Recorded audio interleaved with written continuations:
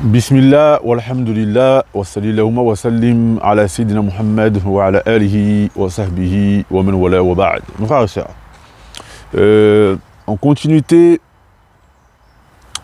à la vidéo que j'ai fait la semaine dernière sur les pseudo-salafis, j'ai envie de continuer dans la lancée de cette vidéo, vu que ça a fait mal à certains, et lorsque ça fait mal, lorsque les esprits s'échauffent, il faut continuer à appuyer.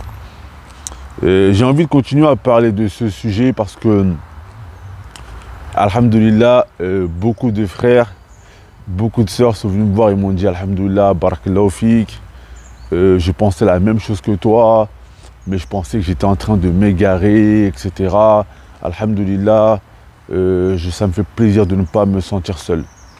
Donc malheureusement, beaucoup de frères et sœurs, ils pensaient comme moi, mais dû à la pression psychologique, parce qu'en fait, les sectaires, les pseudo-salafis, certains sectaires, en fait, ils vous font une genre de pression psychologique.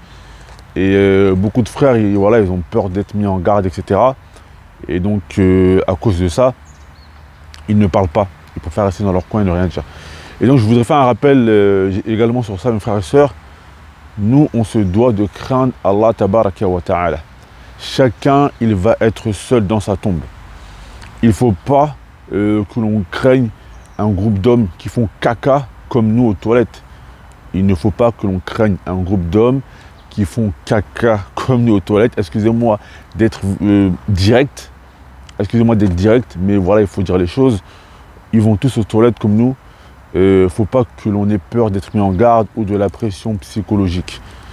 Ils sont venus également, ils ont laissé là les messages. J'ai pas enlevé les commentaires, j'ai laissé. Ils ont laissé là les messages. Moi, je vais vous dire, les frérots, j'ai grandi dans le 93. Hein, j'ai habité à Clichy-sous-Bois.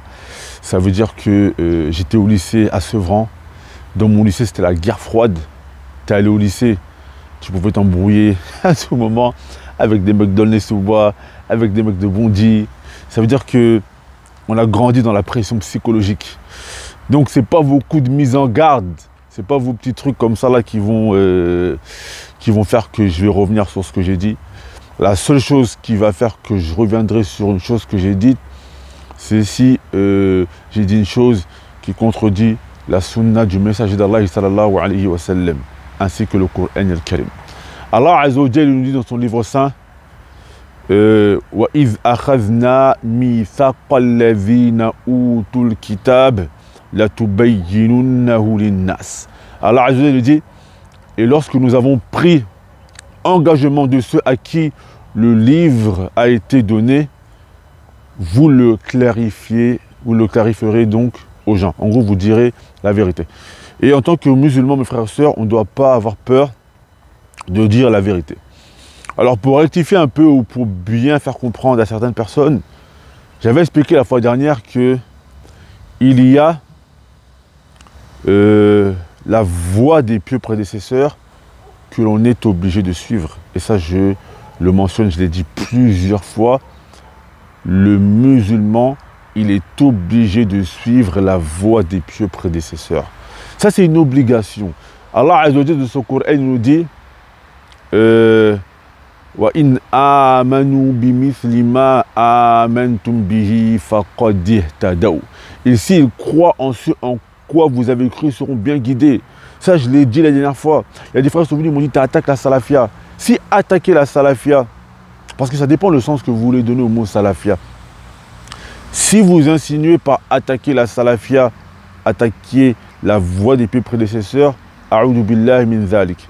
Je demande à Allah Azza wa Jal qui me préserve de ça. Moi, je me considère comme quelqu'un qui essaie de faire des efforts pour suivre la voie des salafs salih. Donc, je n'ai jamais attaqué la voie des pieux prédécesseurs, qu'Allah wallah, abadan, qu'Allah Azza wa Jal m'en préserve. Mais si vous entendez par cela, par attaquer la salafia, c'est-à-dire attaquer les pseudo-salafis, les frères sectaires qui embêtent les musulmans dans le monde, oui, je les ai attaqués. Oui, je les ai attaqués parce que pour moi, ils ne représentent pas la voie des pieux prédécesseurs. Donc, c'est pas tous les frères, faire attention s'il faut être nuancé, hein. C'est pas tous les frères qui se disent salafis qui sont mauvais. Non, non, non, non, non, non, non. Ça, j'ai pas dit ça, j'ai jamais dit ça et je ne dirai jamais cela. J'ai dit que malheureusement, aujourd'hui, la salafia de certains là qui nous est présentée, c'est pas la voie sur laquelle les pieux prédécesseurs étaient. Donc, qu'est-ce que c'est, mes frères et sœurs, en vérité, être salafi? Qu'est-ce que c'est que être sur la voie des pieux prédécesseurs?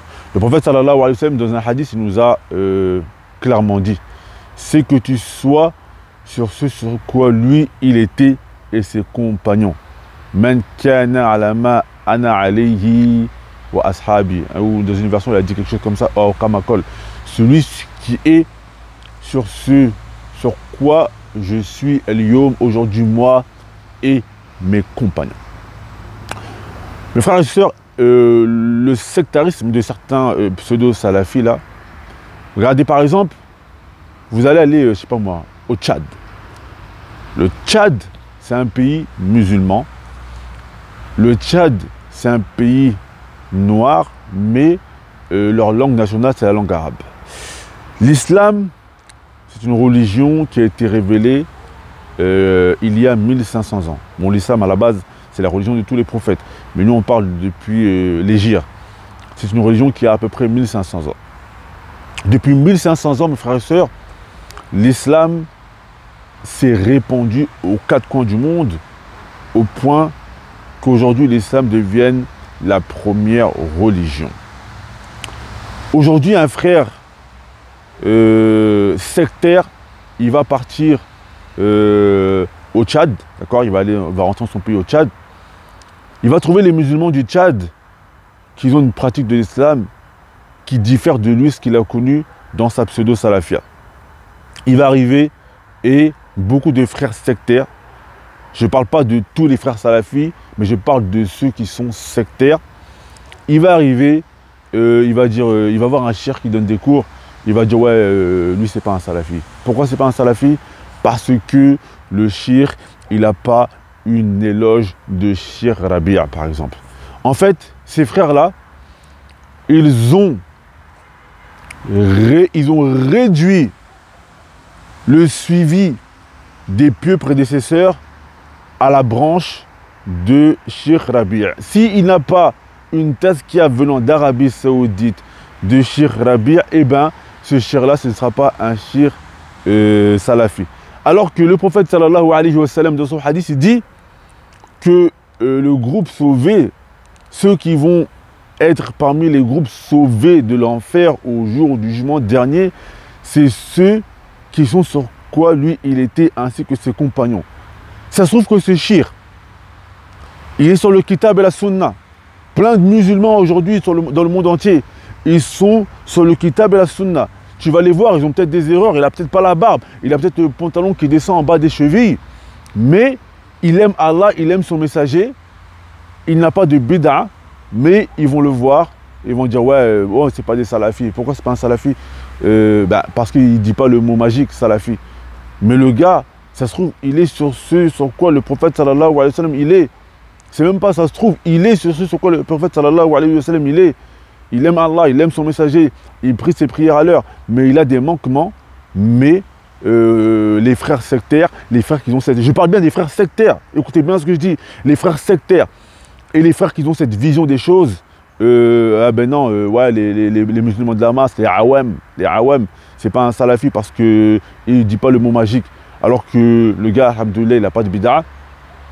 Il rentre dans le hadith du messager d'Allah sallallahu alayhi wa sallam, ce sur quoi je suis aujourd'hui, moi et mes compagnons.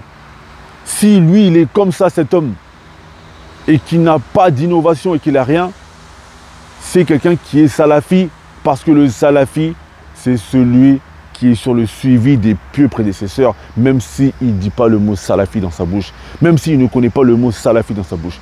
Et il y en a, ils vont venir, ils vont te tester avec le Cheikh Rabia, par exemple. Ils vont venir, ils vont tester, ouais, Ils vont dire, ouais, qu'est-ce que tu penses du shir, etc. Mais ça se trouve, lui-même, il n'a jamais écouté le shir, il ne sait pas parler l'arabe, mais il va tester avec le shir, etc. pour savoir si tu es un vrai salafi. Mais après, il te ramène des assages de salaf, où les salafs, ils testaient les gens de leur époque avec le shir, parfois le shir très connu de leur époque.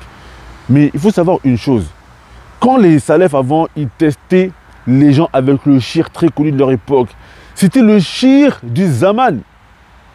C'était le shir de l'époque. Le shir, il était connu de tout le monde. Moi, il y a 10 ans, j'étais en Arabie Saoudite. Je suis parti faire la Umrah. Je voulais aller visiter justement le Cheikh Rabi'. À Mecca, les gens ils ne le connaissent pas.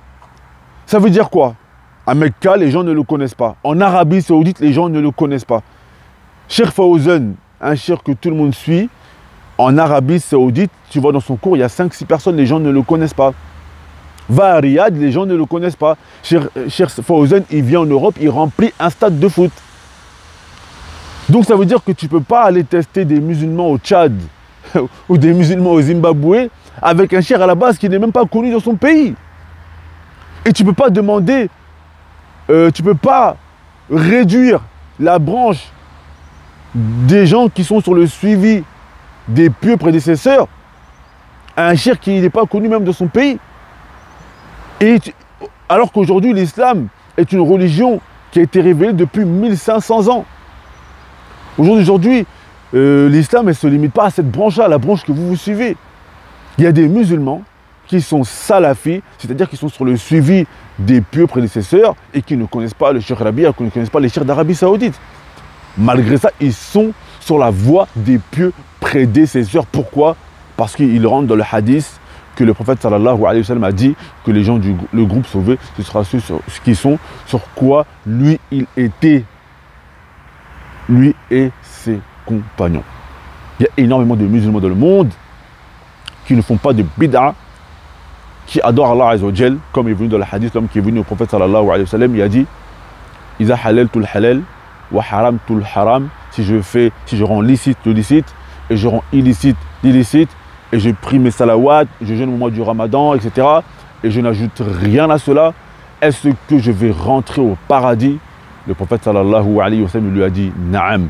Et il y a énormément de musulmans qui sont sur cela.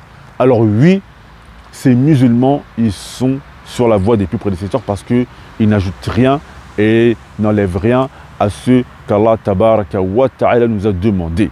Donc ça, mes frères et sœurs, c'est une des caractéristiques de ces frères qui sont sectaires. Donc, être salafi, mes frères et sœurs, c'est ça, en fait. C'est d'être sur ce sur quoi le prophète, salawatullah wa salamuhu alayhi, était. Et de ne pas rentrer dans le sectarisme de ses frères sectaires qui veulent réduire la voie des pieux prédécesseurs à une branche que leur shir y suit. Donc voilà ce que je voulais dire aujourd'hui.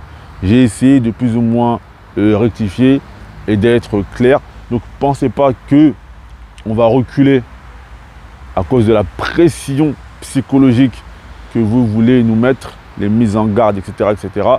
Je vous ai dit, il y a beaucoup de frères, subhanallah, à cause de la limite religieuse qui nous empêche de les mettre dans des coffres, ils font les marioles. Mais voilà, Allah tabaraka wa ta'ala, on lui demande qu'il nous aide à rester ferme. Wa sallallahu wa sallim ala sayyidina Muhammad wa ala alihi wa sahbihi wa man wala. Wassalamu alaikum wa rahmatullahi wa barakatuhu.